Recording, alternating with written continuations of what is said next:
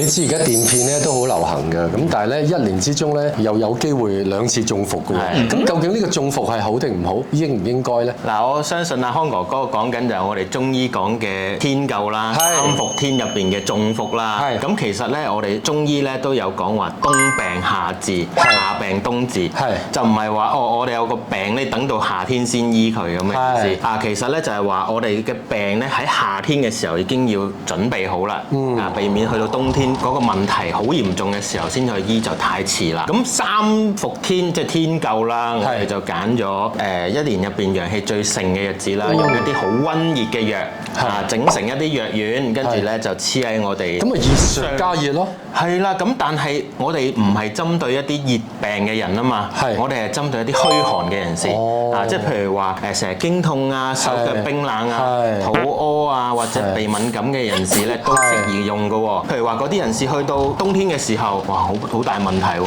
手腳冰凍，去到冬天就更加凍啦，係嘛？咁我哋就喺夏天陽氣最盛嘅日子入邊，將一啲溫熱嘅藥咧就貼喺嗰啲穴位度，咁啊令到天人合一啦嚇，即係有嗰個天氣，有嗰個藥物就灌輸落我哋嘅穴位度啦，係咪好神奇咧？好神奇。係啦，咁一般咧我哋貼背脊嘅，同埋腹部一啲穴位啦嚇，咁譬如話多數用嘅背脊咧就係肺腧啦、脾腧啦同埋腎腧嘅。咁另外你話喂我脾胃都唔好喎，腳都有嘅，足三里都可以黐嘅。有啲人咧佢話喂我關節唔舒服。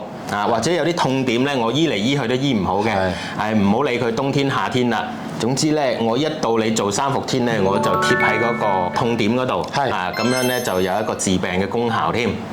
呢個都算係一個溫熱嘅療法啦。咁問咗專業嘅中醫，然後先話俾你聽，你適唔適合啦？